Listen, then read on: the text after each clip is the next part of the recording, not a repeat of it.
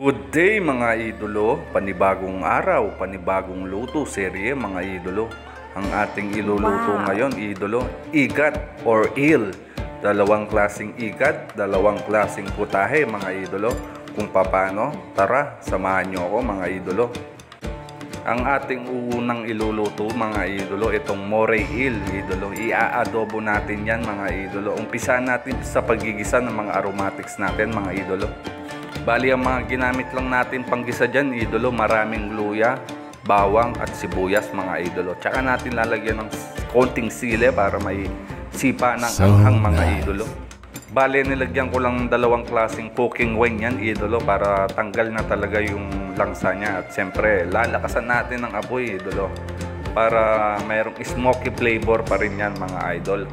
Matanong ko na din idolo sa inyong mga probinsya, ano po bang tawag dito at ano po bang masarap na iluto dito mga idolo? Pa-comment na lang po mga idolo. Maraming salamat po. Mabalik tayo sa niluluto natin mga idolo. Bali ang mga pampalasa lang natin ilalagay dyan is lalagyan natin ng toyo yan mga idolo. Tapos papatakan lang natin ng konting dark soy sauce. Tapos lagyan na rin natin ng paminta yan mga idolo. Konting chicken powder idolo, tapos sili para merong sipa ng konti mga idolo. Ay sadyang napakasarap po nito idolo. Pwede na naman to sa tampolot si idolo. Pwede na naman sa inuman session to mga iluluto natin idolo. At syempre hindi rin papauli yung pang ulam dyan.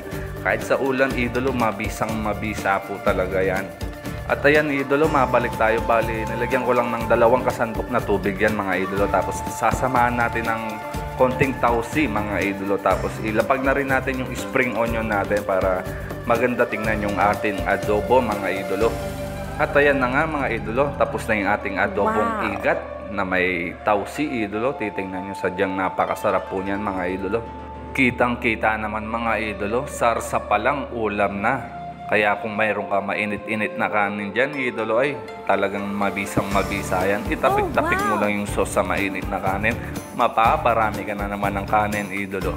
Kung ang trip mo naman tampulot si idolo, tawagin mo na yung kumpare mo idolo, maglabas na kayo ng heart. Siguradong mabisang mabisa at mapapasarap yung inuman na naman mga idolo. At bago tayo magkalasingan idolo, lipat muna tayo sa pangalawa nating putahe mga idolo. Itong yellow eel mga idolo, stir fry natin to idolo. Red sauce naman ang gagamitin natin dito mga idolo. So tara, umpisa na natin itong pangalawa idolo. Bali ang una natin ginawa dyan is pinakulo ko muna yan sa tubig idolo. Tapos tinako natin yung unang kulo. Tsaka natin ibababa dyan sa tubig na may yelo mga idolo. Ang mga gagamitin naman nating gulay dyan mga idolo, bell pepper red and green, siling green, sibuyas mga idolo. Siyempre hindi mawawala yung luya dyan, tsaka yung bawang natin.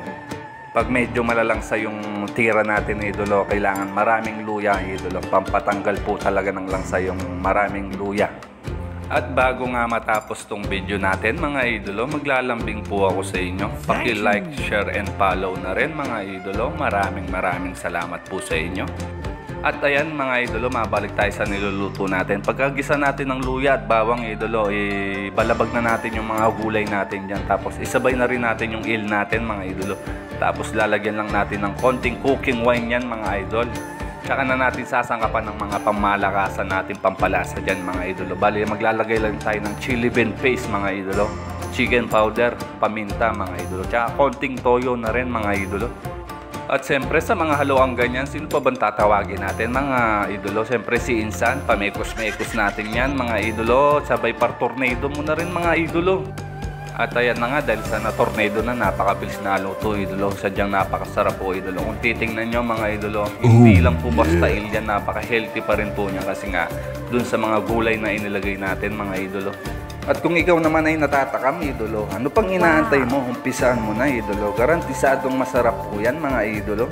At bago matapos mga idolo, papalaw na lang po ako para marami pa tayong pulutang seryeng iluluto. Maraming salamat. Peace out!